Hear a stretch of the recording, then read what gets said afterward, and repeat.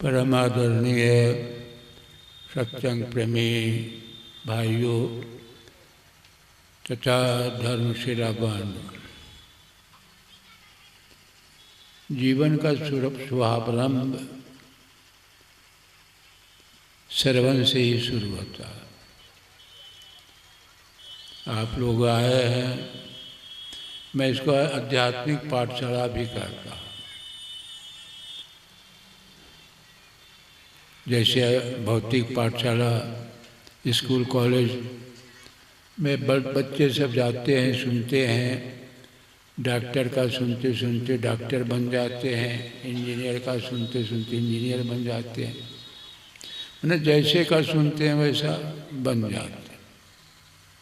उसी तरह संतों के विचार को सुनाने के उद्देश्य ये आयोजन हुआ। आप सुनेंगे और समझने का भी कोशिश करना चाहिए। समझ में आ जाए तो कुछ करना भी चाहिए। इसलिए सुनने में भी अंतर होता है।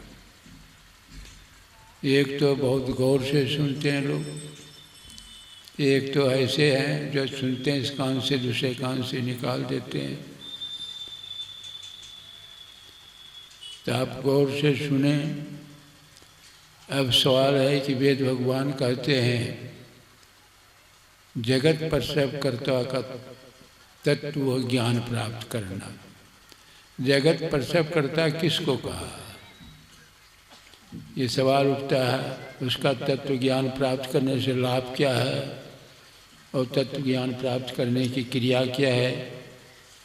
ये खास विषय यही है। कहने के लिए अपने ढंग से लोग अपने अपने ढंग से कहते हैं, लेकिन विषय ये है एकमात्र, ब्रह्म है कि नहीं, ब्रह्म है तो कैसा है, तो उसको हम कैसे प्राप्त करें। ये थ्योरी क्लास अभी हो रहा है ना, ये थ्योरी, फिर सैद्धांतिक, प्रैक्टिकल होगा। प्रैक्टिकल मैंने पहले तो वेद भगवान कहते हैं कि जगत प्रसारकर्ता के समझ में जानिए, सुन करके जानिए, फिर क्रिया द्वारा। तो ब्रह्म किसको कहा।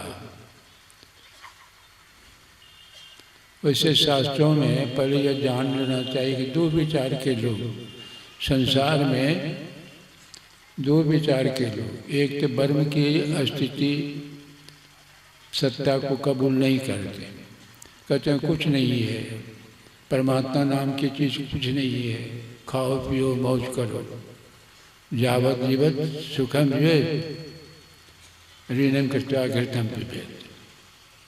ये चरवाक वाला थ्योरी है। ईश्वर की स्थिति को नहीं मानते और ये मानते हैं। मानना भी दो तरह का है। जो गुरु कह दिए मान लिए, श्रद्धा प्रेम, और फिर नहीं तो विवेक की दृष्टि से मानना है कि नहीं। वेद भगवान तो कहते हैं कि जगत प्रसव करता, जिन्होंने जगत की रचना की, बिना रचना किए। अब जितने सृष्टि आप देख रहे हैं, हम आप जितने लोग हैं, बिना किए कुछ होता नहीं। रचना में दो चीज़ों की जरूरत पड़ती है। रचना जो किसी चीज़ को बनाते हैं, दो कारण, एक उपादान कारण, दूसरा निमित्त कारण। पढ़े लिखे तो जानते ही होंगे उपादान कारण किसको कहा जाता है। जिन चीज़ों से बनाई जाती है उसको उपादान कारण कहते हैं, और जो बनाने वाला है उसको निमित्त कारण कहते हैं।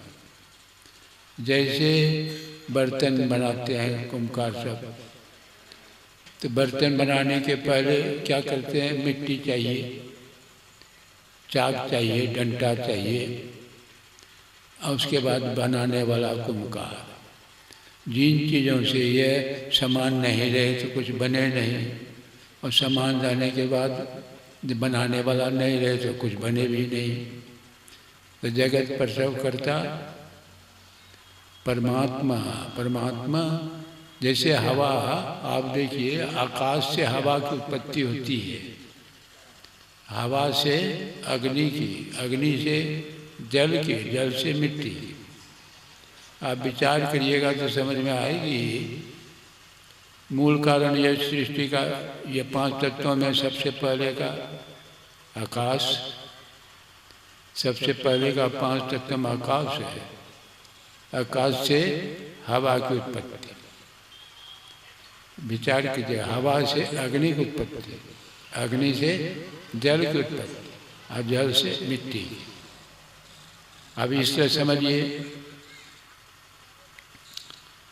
मिट्टी से जो जिससे बना है वही उसका जीवन है। इसलिए मिट्टी से जल को अलग कर दिया जाए, धूल बन करके उड़ जाएगा।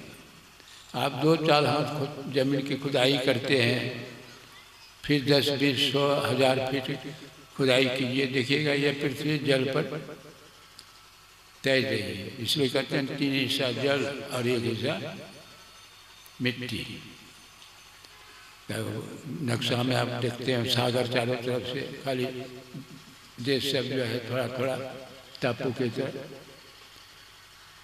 जल, मिट्टी से जल को अलग कर दिया जाए, मिट्टी धूल बन करके उड़ जाए। और जल से यदि अग्नि को अलग कर दिया जाए तो जल जो है सब बर्फ बन जाएगा। अग्नि से हवा, दीपक जल रही है, आप ढक दीजिए, हवा का प्रवेश बंद कर दीजिए, दीपक बुझ जाएगा। और सबका आकाश, आकाश में तो कुछ नहीं, कैसे रहेंगे, कहाँ रहेंगे, क्या। और आकाश से जो बारीक तत्व होगा वह कैसा होगा, विचार आप कीजिए।